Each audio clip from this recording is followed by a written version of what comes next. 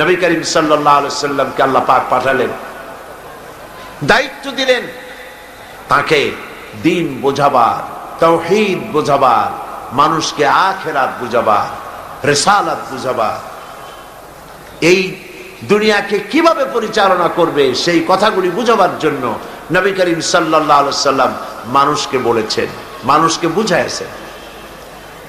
আল্লাহর নবী, তার কাছে দলিল ছিল কোরআন।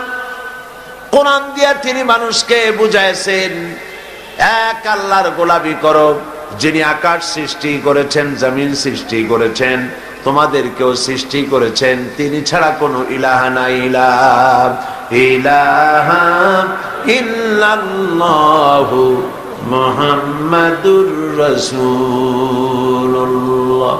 কোনো ইলাহ নাই, কোনো আইনদাতা নাই, বিধানদাতা নাই আল্লাহ ছাড়া। এক আল্লাহর গোলামি করো।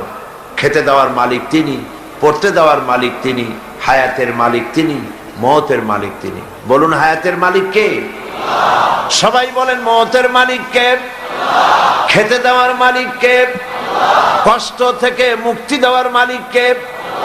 বিপদ থেকে বাঁচাবার মালিক কে? হাসাবার মালিক কে?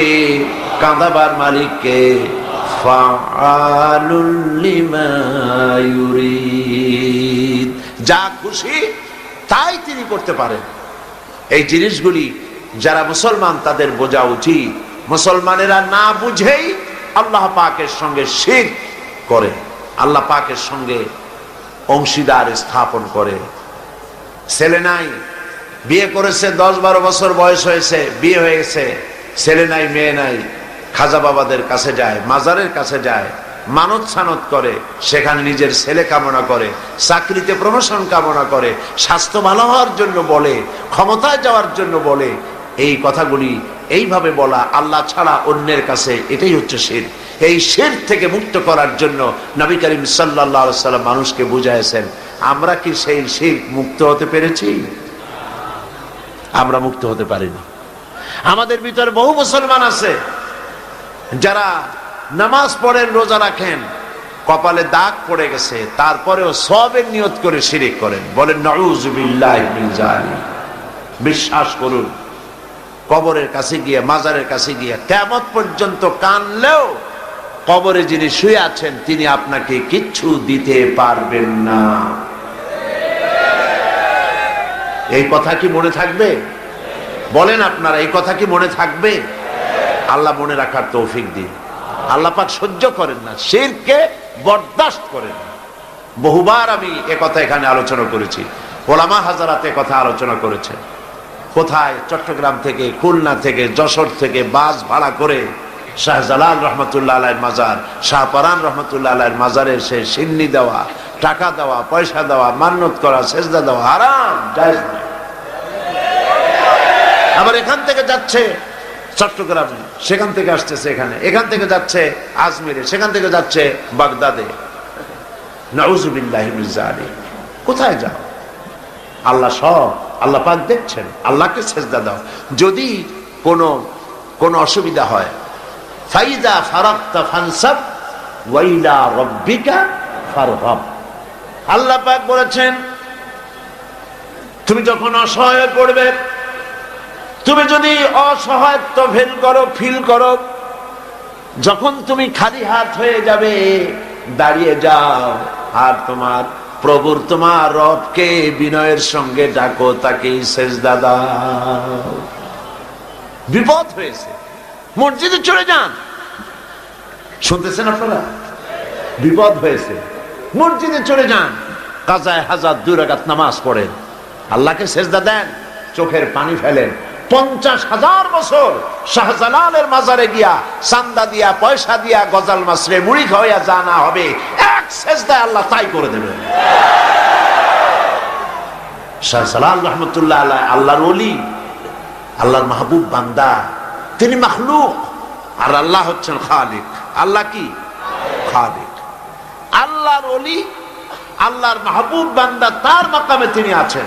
আপনি জিয়ারতে যাবেন, সূরা ফাতিহা পড়ুন, সূরা ইখলাস পড়েন, সিন্নি দেওয়ার দরকার নেই, দোয়া করে আসেন। কিছু পাবেন না, দিতে যাবেন। সূরা ফাতিহা পড়ুন, সূরা ইখলাস পড়ুন, দরুদ শরীফ পড়ুন, দোয়া করুন, নিজের জন্য করুন, কিন্তু ওনার কাছে কিছু চাবেন না। আপনারা কথা বুঝতেছেন? আল্লাহর কাছে বলেন, আল্লাহ পাক আমারে নামাজি বানাও, দিনদার বানাও, আমার ইমানদার বানাও। হযরত শাহজালাল তোমার বান্দা, আমিও তোমার বান্দা। হযরত শাহজালাল যে আমল করে তোমার কুরবাত হাসিল করেছেন, আমাকেও তোমাকে সেইভাবে আমাকে আমল করার তৌফিক দান করে দাও। কতই না ভালো হতো এইরকম দোয়া করলে। এই দোয়াগুলি করেন, একটু চিন্তা করেন। আপনি যাচ্ছেন হযরত খাজা মুঈন চিশতি রহমাতুল্লাহ আলাইহির মাজারে, যাচ্ছেন বাগদাদে। আপনি বাংলা ভাষায় গিয়ে বলতেছেন, খাজা বাবা আমি আসছি, আমার তো ছেলে পেলে নাই, আমার একটা ছেলে পেলে দেন। উনি তো বাংলা জানি, তা আপনার এই কইয়া লাভটা কি? তারপরে উনি ও কবরের মধ্যে আছে, চেতনা আছে না ঘুমাই আছে, না উনি কোথায় আছে আপনি কি তা জানেন? বলেন জানেন? তো খামাখেটা করে লাভটা কি? কমন সেন্সের কমন বাদ দিয়া শুধু সেন্সও যদি থাকে তো তাই দিয়ে চিন্তা করে লাভটা কি? কোনো লাভ নাই। লাভ হচ্ছে আল্লাহকে সেজদা করুন, মানত করবেন, আল্লাহর নামে মানত করুন। এই কথাগুলি নবী করিম সাল্লাল্লাহু আলাইহি ওয়াসাল্লাম বুঝাইছেন। হাতের তৈরি করা এই সমস্ত আসনাম, এগুলির সামনে মাথা নত করে কোনো লাভ নাই। এক আল্লাহর সামনে মাথা নত করো, একটা সেজদা জীবনের জন্য কাফি হয়ে যেতে পারে, আল্লাহ পাক যদি খুশি হয়ে যায়। শায়ের খুব সুন্দর করে বলেছেন, পড় গিয়া জিস পর নজর बंदा को मौला कर दिया,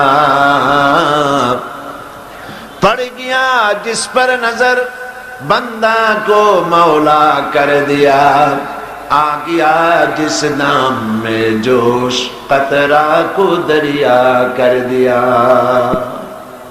আল্লাহ রাব্বুল আলামিনের রহমতের নজর যদি কোনো গোলামের উপরে পড়ে, গোলাম কৃতদাস স্লেভ, কোন গোলামের প্রতি যদি আল্লাহর রহমতের নজর পড়ে যায়, গোলাম বাদশা হয়ে যায়। কি চিন্তা করেন আপনারা? কি চিন্তা করছেন? গোলামের প্রতি দৃষ্টি পড়লে গোলাম বাদশা হয়।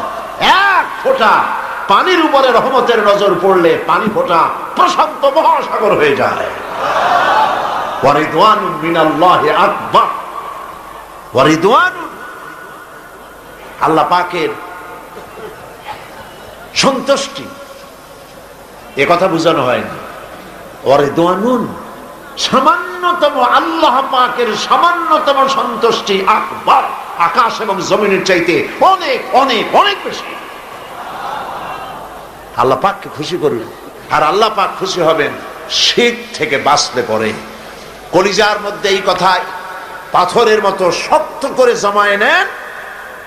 কোন পীর সাহেব, জীবিত অথবা মৃত, কেউ আমার ভাগ্য পরিবর্তন করতে পারবে না। আমার ভালো আমার মন্দ সবটা করতে পারবেন কে?